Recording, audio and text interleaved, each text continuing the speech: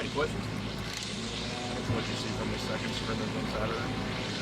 Yeah, certainly progress in certain situations. I think the biggest thing was just that was as real of a game atmosphere as we could put them in. And I think certainly from a quarterback standpoint, the learning lesson of the night before, the morning before, getting yourself ready for a game, never too high, never too low, certainly showed up. Was pleased really with the execution, particularly with the twos. Thought they moved the ball extremely well up and down the field. Thought there were missed opportunities early with the ones, but was excited to see them battle back as the scrimmage continued on. Coach, I'm sure you were able to hear Coach Stoops' comments and kind of about the QB battle / competition yesterday up in Louisville. Just wanted to get your thoughts on that, and then also kind of, I don't know, you can take us kind of behind the curtain since you've been doing this for quite some time. Kind of what goes into that, and when's kind of the right time to make that information public? Yeah, you probably know the answer to that question, right? For as long as we've done it. So there is never a right time, I guess, until the lead up with your football team. But, the evaluation is this: every day matters. We all know that, right? You guys were just out here. The last 15 minutes of this practice were about as realistic of a 2-minute scenario that we've had all year, right? Maybe since I've been here. And so we're constantly evaluating these guys and their progression. Cutter's doing a lot of really good things. And I think you guys know that. To see where he's come from last year to this year, just his mental approach, how calm he is out there, and he is pushing the needle on this thing in a big way. Obviously, Zach's doing a really nice job as well. I mean, we're very fortunate to have both these guys here. That's the reality of the situation. It's an interesting situation because the more veteran guy just got here probably about 4 or 5 months ago, and the newcomer's in his second year, and that's a huge thing too. So taking it one day at a time, we're fortunate both these guys are here. Both of them are going to have to win football games for us when we look at the history of this conference, and taking it one step at a time. Last year you obviously played Brock and Gavin early both at Boise State. I know you played two guys. Is there a scenario where you play both quarterbacks? I don't really think so. I think some of those in both of those scenarios was a little bit more of the athletic factor that both Gavin presented and with Taylon Green and Maddox at Boise. I think we're in a situation we need to get the one guy as comfortable as he can get with who he's playing with. But I'm going to keep saying that we feel very confident in both those guys doing a nice job. How do you feel about communication with the O-line and the quarterbacks? I don't want to say just okay. We're still, every day is so critical. I think it's a great question because the communication piece is critical, right? We always say you can hear a good football team from the standpoint of the communication, not only from the quarterback to the offensive line, right, but the offensive line to the running backs in protection, the skill players. So communication, we call it winning the pre-snap, is flat out the most important thing worth working on every single day. We've got to be able to get lined up fast. We've got to be able to execute our cadence. So many things are happening before the ball's even snapped, and that's a huge part of what we're trying to get done. Coach, what did you learn about your offense over the last 3 weeks during fall camp? I think it's an extremely professional group. I think it's a blue-collar group. I really think that. I think the players we brought in, again, I've said it, maybe it's one of those unintended positives of the way college football is nowadays. These players know, they're playing for a lot. And when they come in, whether you're a freshman, a sophomore, or a junior, how you play dictates a lot, and so I just really feel from the offensive line standpoint, from the two veteran backs to the veteran leadership we have at tight end, it's a group that goes after their business.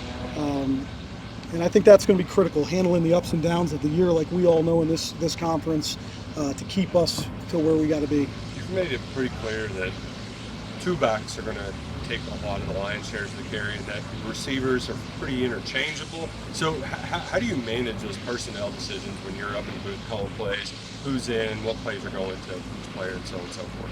Certainly with the running backs, there's things that one back does better than the other back, and so I think when you talk about run schemes of inside zone, outside zone, gap schemes, you always want to tailor what you're doing based off of what they feel more comfortable in.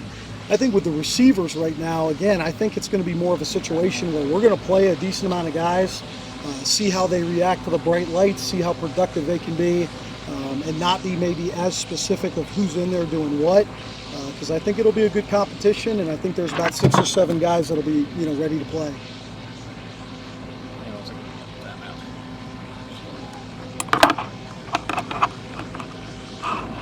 You good? What you mentioned in the scrimmage, the twos looked really good, maybe the ones struggled at times. How do you factor in your evaluation the competition and those things? Like obviously the twos aren't going against the first team defense. And how much does that play into those evaluations? Yeah, it's a great question. It's never an exact science in that regard, right? You might have one guy, like we've talked about, who's taking 75% with the ones and so on and so forth, but Cutters deserve the opportunities he's got with the ones. He's been able to move the ball well with them, and so we're always looking at that.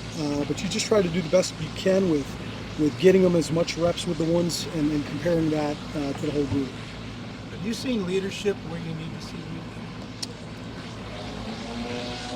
leadership? You never know the answer to that question until you get hit with adversity, and so I remember I had an old coach would say, "Hey, how's our leadership?" And he'd say it in the summer, and you give the answer. He's like, "We'll find out." I think we've got a large part of experienced, mature players that have been there, so I'm excited about that. What I need to see is the veteran receiver when he's not getting 6 touches like he wants to. How's he going to handle it? How's the quarterback going to handle it when things aren't going well? How are we going to respond when we're down 14? Those types of things. How are we going to respond when we're up 14? But I do think, this is a group that's a professional group. It's an offensive line that handles their business, backs that have a lot to prove, know what it takes, and we're going to hang our hat on that. Coach, finding the end zone might have been maybe more of a struggle than most anticipated last year.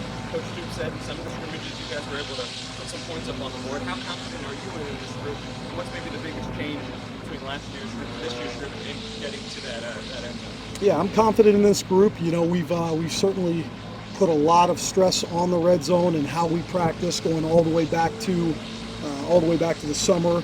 I think the backs will help us. They're too able to make guys miss. I think the biggest thing for us offensively is really yards after contact, right? And that could be running backs, it could be wide receivers, any of the ball carriers. We've got to turn 4-yard plays into explosive plays, and a lot of times that's where those explosives come from. So we got to be able to create, make some people miss, get some easy ones, if you will, and then go execute in critical situations. Any closer to finding that wide receiver one that you spoke about earlier? I don't really feel so, and not saying that as a frustrating thing. I think I don't know if any one guy has just completely taken that role. I think there's certain guys that are more reliable, if you will, know where to be, play hard all the time. There's certain guys that have high level of talent. They got to play more consistent, and that's what it's going to be. I mean, it's a situation for all 7 or 8 of those guys. They know it. It's going to come down to their effort, their ability to know what to do, and the attitude they have, and the guys that will do that will play. How anxious are you that fall camp is transitioning to game prep just to gear up for an actual game? Yeah, it's always why you do this. You know what I mean? We've been OTAs and spring ball and fall camp for a long time, and so now it's here, and so there's still finishing touches. I think every coach has to stay focused on when you finish camp, because these practices are probably some of the most important practices, like 15 and 16. Everybody's mind is always going to what's next, but we got to stay focused for another day or two until we turn our focus to Toledo. Hey, John, last one. Which it sounded like neither Seth or Dante did much in either of the 2 scrimmages. You guys kind of help them out to protect their bodies. How do you balance that? Protecting guys who are going to take a lot of hits, but they're both new and they're learning your offense and trying to build that chemistry with everybody around. How do you find that balance? Yeah, never easy. I think probably analyzing the difference between a guy being a new versus inexperienced, and so even though he's new at Kentucky, we've been able to watch, 400 carries on those guys in live situations, and ultimately when it's close, especially with those 2 big backs that are going to take a good amount of hits during the year, we leaned on how much we have already seen of them in big time football games. Okay, folks, thank you very much. Thanks, yeah.